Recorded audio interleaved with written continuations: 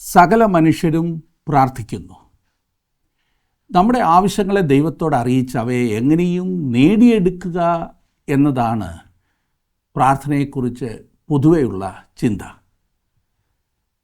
എങ്കിൽ ചിലർക്ക് അവർ ചോദിച്ചതെല്ലാം കിട്ടി എന്ന് പറയുന്നു. മറ്റു ചിലർ നാളുകളായി പ്രാർത്ഥിച്ചിട്ടും അവർക്ക് കിട്ടുന്നില്ല എന്ന് പറയുന്നു. എല്ലാവർക്കും എല്ലാം ലഭിക്കുന്നില്ല എന്നതൊരു വാസ്തവമാണ്. ഇങ്ങനെ കിട്ടുന്നതിൻ്റെയും കിട്ടാത്തതിൻ്റെയും കാരണം നമുക്ക് വ്യക്തമല്ല താനും. അതിൽ ഒരു പ്രശ്നം തോന്നുന്നില്ലേ?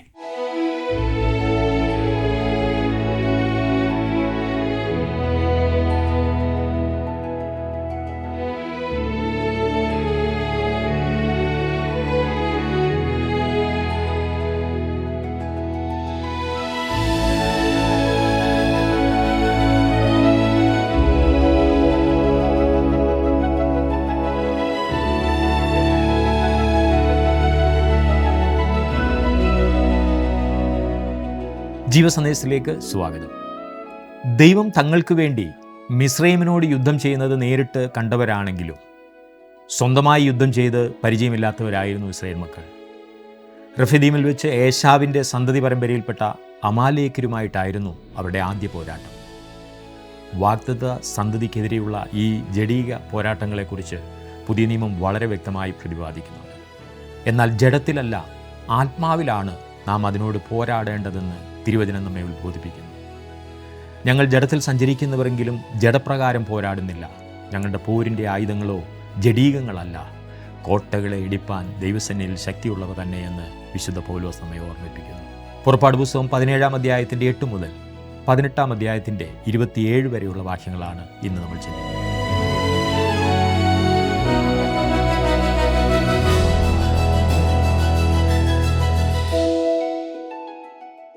ഞാൻ നിരന്തരം പ്രാർത്ഥിച്ചിട്ട് എന്തുകൊണ്ടാണ് മറുപടി ലഭിക്കാത്തത് എന്ന് പലരും ആവലാതി പറയുന്നത് കേട്ടിട്ടുണ്ട്. എല്ലാവർക്കും എപ്പോഴും എന്തെങ്കിലും പ്രാർത്ഥന വിഷയമുണ്ടാകും. അതുകൊണ്ട് തന്നെ ഏറ്റവും അധികം ഡിമാൻഡുള്ള ഒരു കൂട്ടരാണ് ഈ പ്രാർത്ഥനക്കാർ. ഏതൊരു വിഷയവും പ്രാർത്ഥനയിൽ കൂടെ സാധിപ്പിച്ചു കൊടുക്കാമെന്ന് പരസ്യം ചെയ്യുന്ന അനേകം വ്യക്തികളും പ്രസ്ഥാനങ്ങളും ഇക്കാലത്ത് തഴച്ചു വളർന്നുകൊണ്ടിരിക്കുന്നു.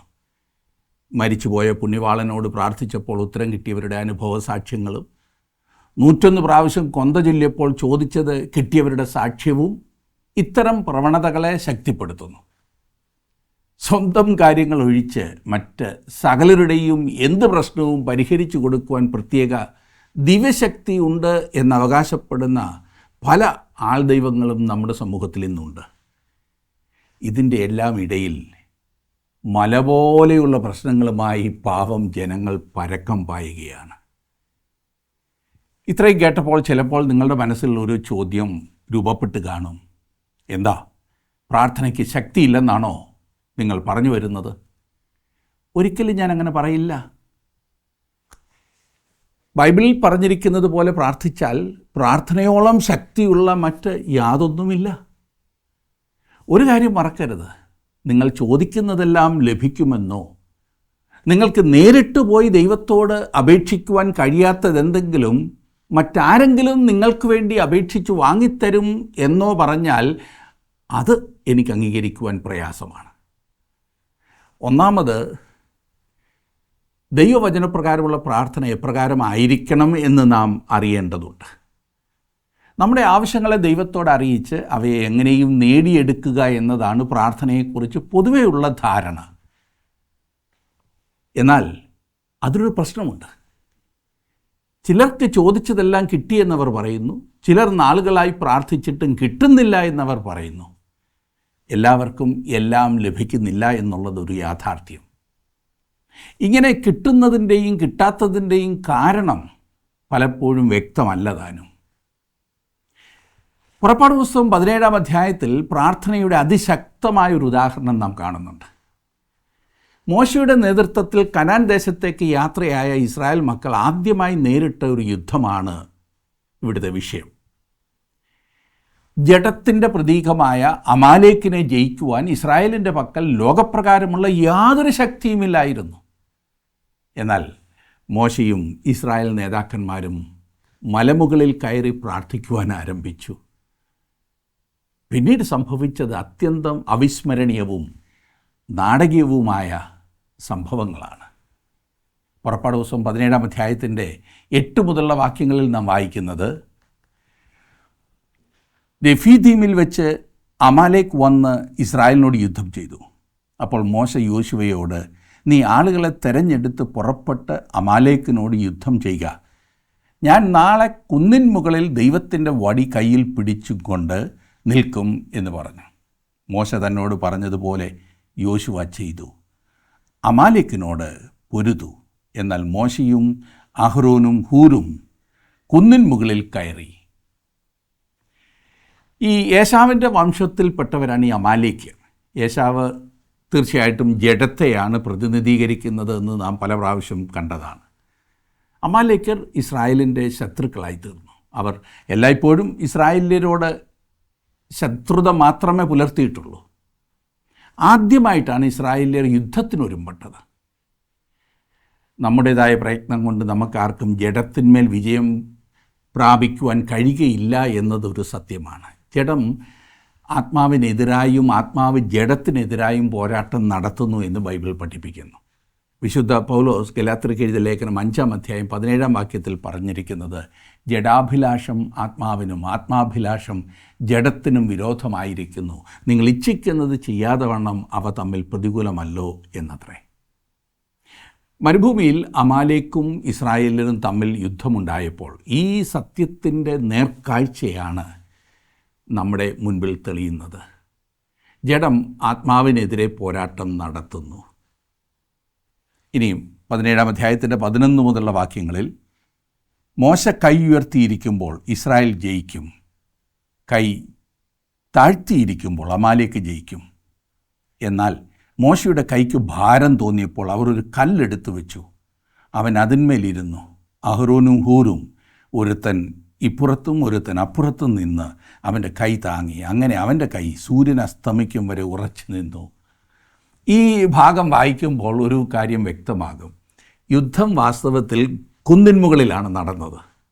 പ്രാർത്ഥനയാണ് ഈ യുദ്ധത്തിൽ ഇസ്രായേലിന് സഹായകരമായത്. ഇസ്രായേൽ മക്കൾ അനുഭവസമ്പന്നരായ പടയാളികളായിരുന്നില്ല.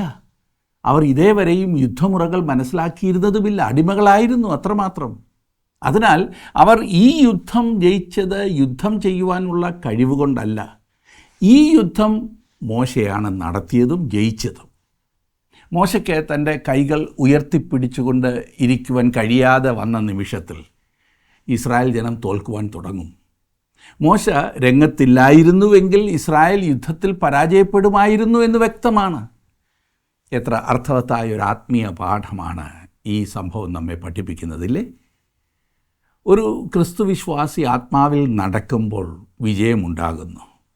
നമ്മൾ പരിശുദ്ധാത്മാവിനെ കൂടാതെ പ്രവർത്തിക്കുമ്പോൾ അമാലേക്ക് അഥവാ ജഡം നിഷ്പ്രയാസം വിജയിക്കും. മോശയുടെ കൈകൾ ഉയർത്തിപ്പിടിച്ചിരുന്നപ്പോൾ ഇസ്രായേൽ മക്കൾ ജയിച്ചു. നമുക്കൊരിക്കലും സ്വയം ജഡത്തെ അതിജീവിക്കുവാൻ സാധ്യമല്ല. ജഡത്തിന്മേൽ വിജയം നേടുവാൻ നമ്മെ സഹായിക്കുവാൻ പരിശുദ്ധാത്മാവിന് മാത്രമേ കഴിയുകയുള്ളൂ. അതിനുവേണ്ടിയാണ് ദൈവത്തിൻ്റെ പരിശുദ്ധാത്മാവിനെ നമുക്ക് ഓരോരുത്തർക്കും നൽകിയിരിക്കുന്നത് എന്നോർക്കണം. 13-14 വാക്യങ്ങളിൽ നാം കാണുന്നു, യോശുവ അമാലേക്കിനെയും അവൻ്റെ ജനത്തെയും വാളിൻ്റെ വായ്ത്തലയാൽ തോൽപ്പിച്ചു. യഹോവ മോശയോട്, നീ ഇത് ഓർമ്മയ്ക്കായിട്ടൊരു പുസ്തകത്തിൽ എഴുതി യോശുവയെ കേൾപ്പിക്കുക. ഞാൻ അമാലേക്കിൻ്റെ ഓർമ്മ ആകാശത്തിൻ്റെ കീഴിൽ നിന്ന് അശേഷം മായ്ച്ചു കളയും എന്ന് കൽപ്പിച്ചു. ഇവിടെ യോശുവയെക്കുറിച്ച് നല്ലൊരു വിവരണം നമുക്ക് ലഭിക്കുന്നു. അവനെ പരിഗണിക്കേണ്ട സമയം ഇപ്പോൾ വന്നിരിക്കുന്നു. മോശയുടെ പിൻഗാമിയായി തീരുവാൻ പോകുന്നത് അവനാണ്. ആ സ്ഥാനം വഹിക്കുവാൻ നേരത്തെ തന്നെ ദൈവം അവനെ തയ്യാറാക്കിക്കൊണ്ടിരുന്നു എന്ന് നമുക്ക് കാണുവാൻ കഴിയുന്നുണ്ട്. അവൻ ഒരു സാധാരണക്കാരനായ മനുഷ്യനാണ്. എന്നാൽ ദൈവം അവനെ മുൻപോട്ടുള്ള പ്രവർത്തനത്തിന് വേണ്ടി സജ്ജമാക്കുകയായിരുന്നു. അമാലേക്യർ നശിച്ചു പോകുമെന്ന് യോശുവയോട് പറയുവാൻ ദൈവം മോശയോട് കൽപ്പിച്ചു. ദൈവം ജഡത്തെ നിർമ്മാർജ്ജനം ചെയ്യുവാൻ പോകുകയാണ്. കർത്താവ് സഭയെ ഇതുപോലെ സ്വർഗത്തിലേക്ക് എടുത്തുകൊണ്ട് പോയാൽ സ്വർഗം ഈ പഴയ ഭൂമിയെപ്പോലെ ശപിക്കപ്പെട്ടത് മാത്രമായിരിക്കുമില്ലേ? നാം നമ്മുടെ പഴയ സ്വഭാവങ്ങളും കൊണ്ട് ആ സ്ഥലത്ത് ചെന്നാൽ അതിനെ നശിപ്പിച്ച് കളയുമെന്നതാണ് അതിൻ്റെ അർത്ഥം. ഞാൻ എൻ്റെ പഴയ സ്വഭാവത്തെ ഉപേക്ഷിക്കുവാൻ ശ്രമിക്കും തോറും അത് വീണ്ടും വീണ്ടും എൻ്റെ ജീവിതത്തിൽ സ്വാധീനം ചെലുത്തുന്നു. എന്നാൽ ഒരിക്കൽ എൻ്റെ പഴയ സ്വഭാവത്തിൽ നിന്നും പൂർണ്ണമായ മോചനം നൽകാമെന്ന് ദൈവം വാഗ്ദത്തം ചെയ്തിരിക്കുന്നതിനാൽ ഞാൻ ഏറെ സന്തുഷ്ടനാണ്. ക്രിസ്തുവിൻ്റെ വകയായി തീർന്നിരിക്കുന്നവർ ഒരിക്കൽ രൂപാന്തരപ്പെടുകയും സ്വർഗത്തിന് അനുയോജ്യരായി തീരുകയും ചെയ്യും. ഇപ്പോൾ നമ്മുടെ ജഡസ്വഭാവത്തെ നിയന്ത്രിക്കുവാൻ സാധിക്കുന്നത് ദൈവത്തിൻ്റെ പരിശുദ്ധാത്മാവിൻ്റെ നിയന്ത്രണത്തിലുള്ള ജീവിതം കൊണ്ട് മാത്രമാണ്. മോശയുടെ കൈ ഉയർന്നിരുന്നപ്പോൾ ഇസ്രായേൽ ജയിച്ചു. മോശയുടെ കൈ താണു വന്നപ്പോൾ അമാലേക്കർ ജയിച്ചു. ഇത് പ്രാർത്ഥനയെ കുറിക്കുന്നതാണ്. ഓർക്കുക, നമ്മുടെ പ്രാർത്ഥനാ ജീവിതം ശക്തമാകുമ്പോൾ മാത്രമേ ജഡത്തിൻ്റെ സ്വഭാവത്തെ ജയിക്കുവാൻ നമുക്ക് കഴിയുകയുള്ളൂ.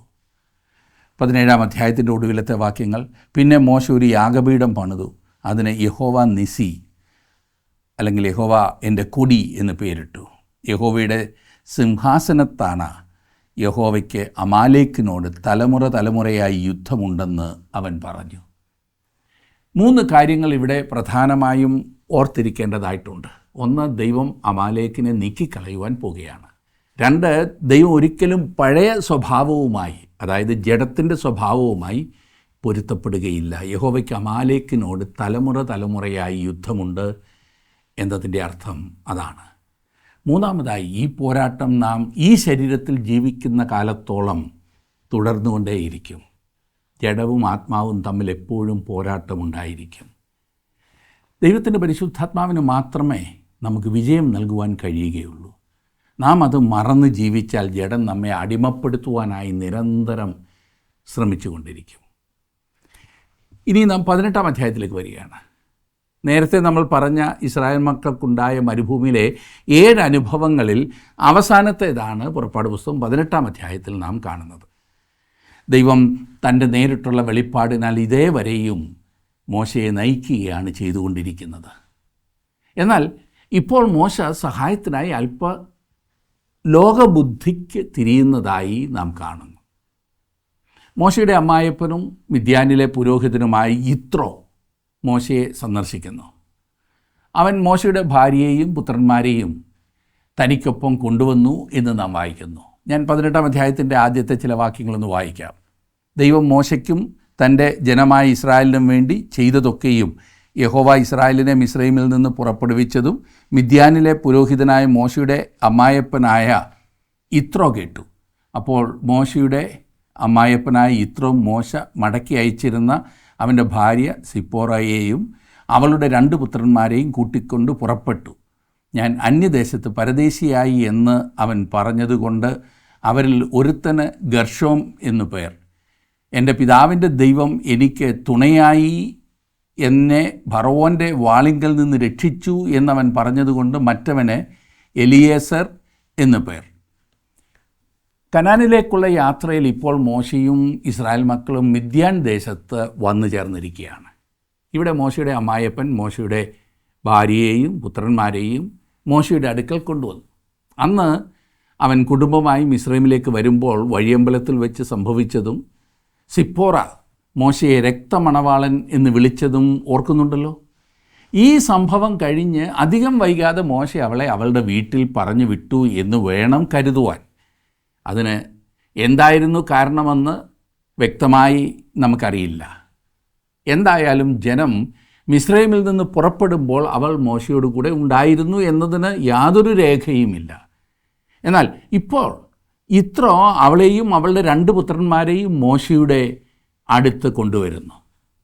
5 മുതലുള്ള വാക്യങ്ങളിൽ നാം കാണുന്നത്: എന്നാൽ മോശയുടെ അമ്മായപ്പനായ യിത്രോ അവൻ്റെ പുത്രന്മാരോടും അവൻ്റെ ഭാര്യയോടും കൂടെ മോശ പാളയമിറങ്ങിയിരുന്ന മരുഭൂമിയിൽ ദൈവത്തിൻ്റെ പർവ്വതത്തിങ്കൽ അവൻ്റെ അടുക്കൽ വന്നു. നിൻ്റെ അമ്മായപ്പൻ യിത്രോ എന്ന ഞാനും നിൻ്റെ ഭാര്യയും 2 പുത്രന്മാരും നിൻ്റെ അടുക്കൽ വന്നിരിക്കുന്നു എന്ന് അവൻ മോശയോട് പറയിച്ചു. മോശ തൻ്റെ അമ്മായപ്പനെ എതിരേൽപ്പാൻ ചെന്ന് വണങ്ങി അവനെ ചുംബിച്ചു. അവർ തമ്മിൽ കുശലപ്രശ്നം ചെയ്തു കൂടാരത്തിൽ വന്നു. മോശയും അവൻ്റെ അമ്മായപ്പനും തമ്മിൽ വളരെ അടുത്ത ബന്ധം പുലർത്തിയിരുന്നു എന്ന് ഈ ഭാഗം വായിക്കുമ്പോൾ നമുക്ക് തോന്നും.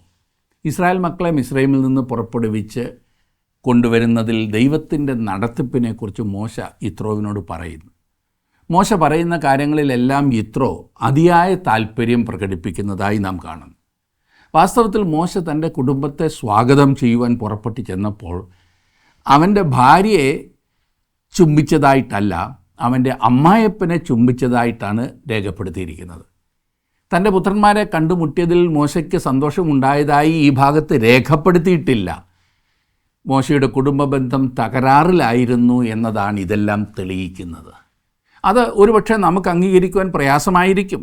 എന്നാൽ ഈ ഭാഗം പഠിക്കുമ്പോൾ അങ്ങനെ ഊഹിക്കുന്നതിൽ തെറ്റില്ല.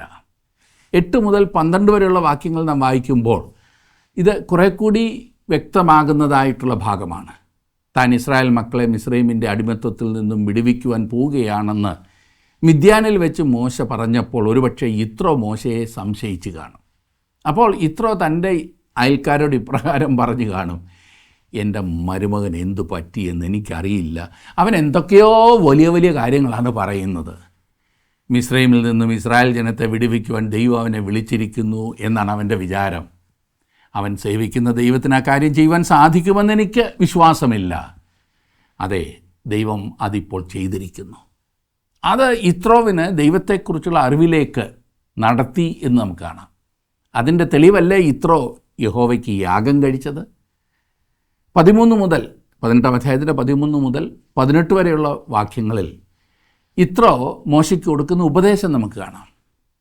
മോശയുടെ അമ്മായപ്പൻ മോശയെ സ്നേഹിക്കുകയും ബഹുമാനിക്കുകയും അവനിൽ വളരെ താല്പര്യം കാണിക്കുകയും ചെയ്തു.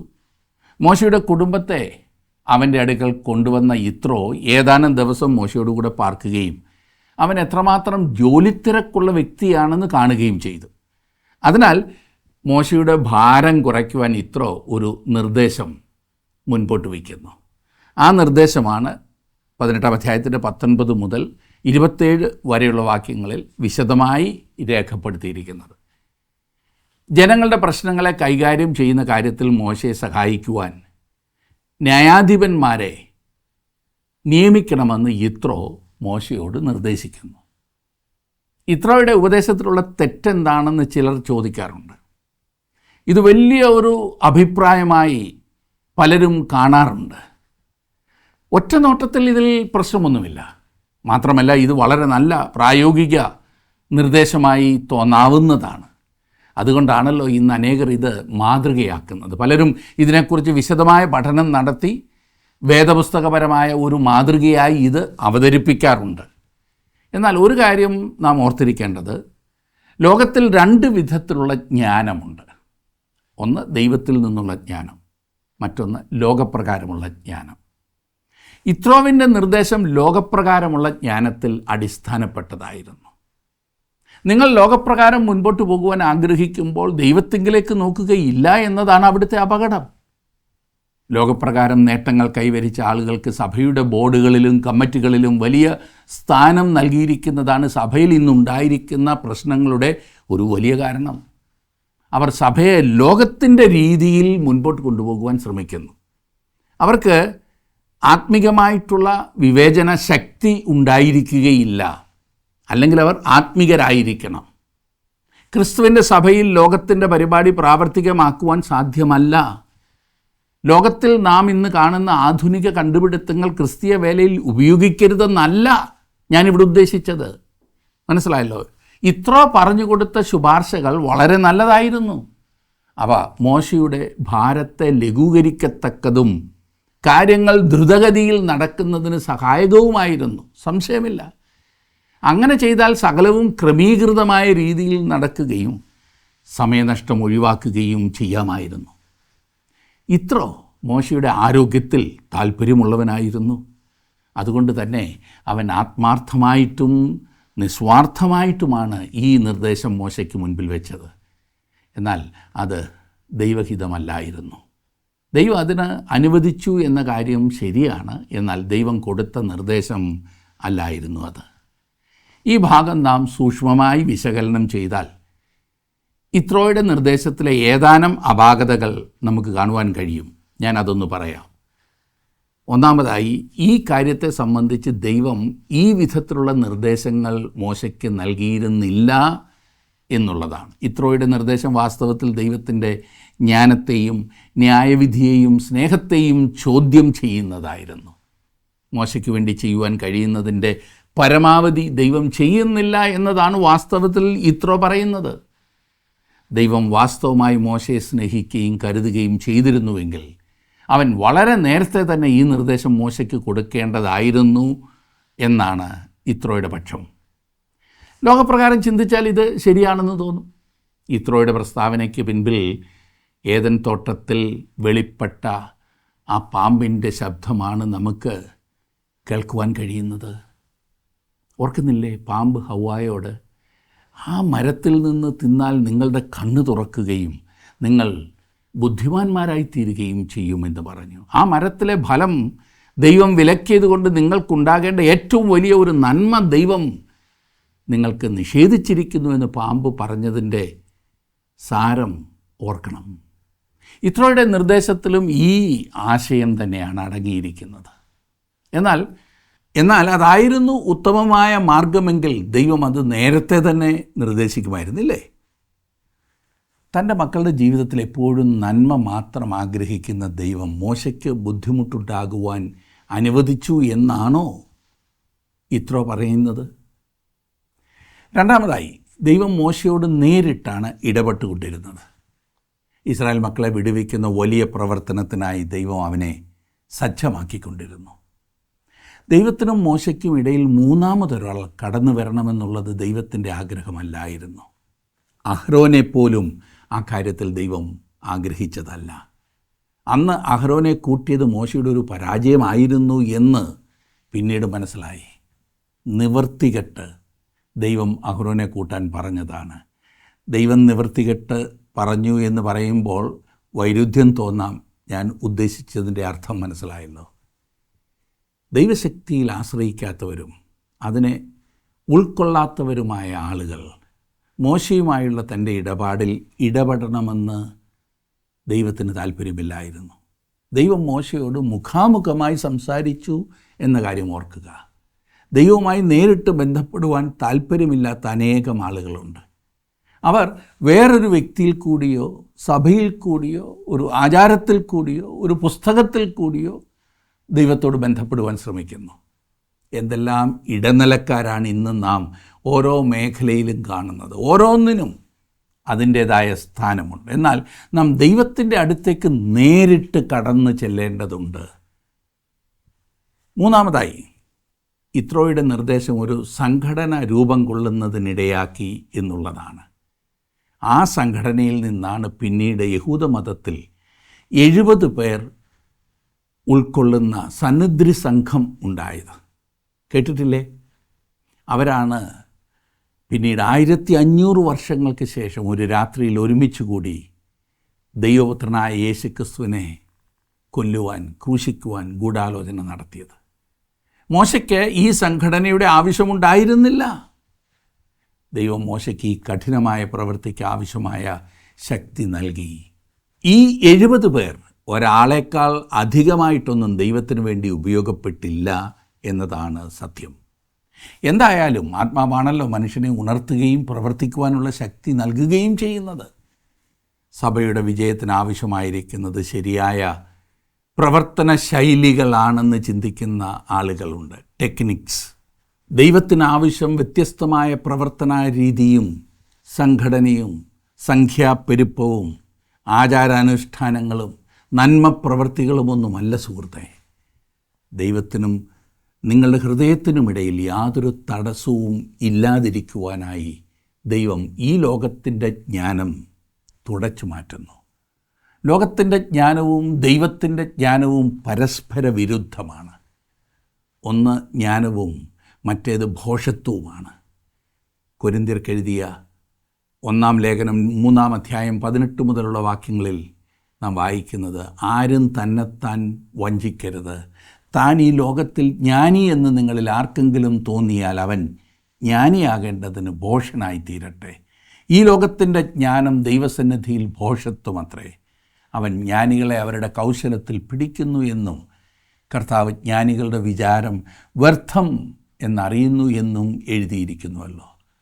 ഇനിയും അതേ ലേഖനത്തിൻ്റെ 2-ാം അധ്യായം 5-ാം വാക്യത്തിൽ പൗലോസ് ഇപ്രകാരം പറയുന്നു: എൻ്റെ വചനവും എൻ്റെ പ്രസംഗവും ജ്ഞാനത്തിൻ്റെ വശീകരണ വാക്കുകളാലല്ല, ആത്മാവിൻ്റെയും ശക്തിയുടെയും പ്രദർശനത്താൽ അത്രേ ആയിരുന്നത്. ആളുകളെ ക്രിസ്തുവിന് വേണ്ടി നേടുവാൻ നാം ബുദ്ധിമാന്മാർ ആയിരിക്കണമെന്നോ തന്ത്രപരമായ മാർഗങ്ങൾ ഉപയോഗിക്കണമെന്നോ ഇല്ല. നമ്മെ നടത്തുവാനായി ദൈവത്തിൻ്റെ ജ്ഞാനമാണ് നമുക്ക് ആവശ്യമായിരിക്കുന്നത്. ലോകത്തിനത് മനസ്സിലാകില്ല, ലോകത്തിനത് ഭോഷത്വമായി തോന്നും. ദൈവത്തിൻ്റെ ജ്ഞാനമില്ല എങ്കിൽ നമ്മുടെ കൗശലങ്ങളും തന്ത്രങ്ങളും നിഷ്ഫലമാണ്. പുതിയ ശൈലികളല്ല, ദൈവത്തിൻ്റെ ശക്തിയാണ് നമുക്ക് ആവശ്യം. ടിവിയും യൂട്യൂബും സാമൂഹ്യ മാധ്യമങ്ങളും ഒക്കെ നല്ലതാണ്.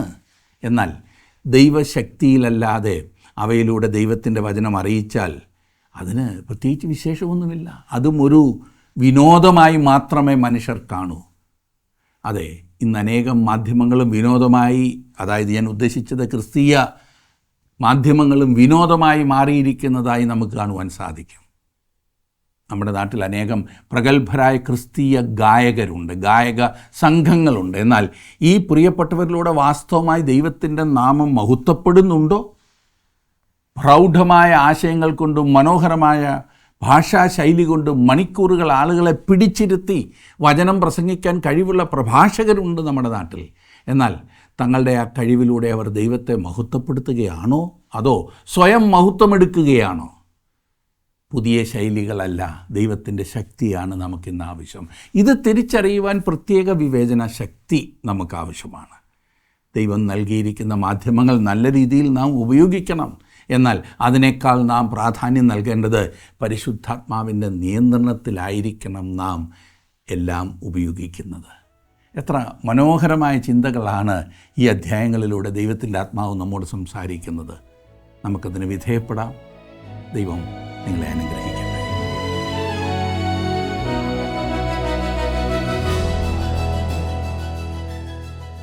മാനുഷിക ജ്ഞാനവും ആലോചനകളും പലപ്പോഴും വളരെ ആകർഷകമായി തോന്നാമെങ്കിലും അവ ദൈവത്തിൻ്റെ പൂർണ്ണതയുള്ള ഹിതമായിരിക്കണമെന്നില്ല. കർത്താവായ യേശുക്രിസ്തു തൻ്റെ ക്രൂശ് മരണത്തെക്കുറിച്ച് ശിഷ്യന്മാരോട് വെളിപ്പെടുത്തുമ്പോൾ പത്രോസ് അവനെ വേറിട്ട് കൊണ്ടുപോയി കർത്താവെ അരുത്, അങ്ങയ്ക്കങ്ങനെ ഭവിക്കരുതേ എന്ന് പറഞ്ഞ് ശാസിച്ച സംഭവം നമുക്കറിയാമല്ലോ. എന്നാൽ കർത്താവിനോട് സാത്താനെ എന്നെ വിട്ടുപോകും, നീ എനിക്ക് ഇടർച്ചയാകുന്നു, നീ ദൈവത്തിൻ്റേതല്ല മനുഷ്യരുടേതത്രേ കരുതുന്നത് എന്നാണ് അരുളി ചെയ്തത്. മാനുഷികമായ ചിന്തകളും ആലോചനകളും വിവേചിച്ചറിഞ്ഞ് ദൈവഹിത പ്രകാരം മുന്നോട്ട് പോകുവാൻ ദൈവം നമ്മെ സഹായിക്കട്ടെ.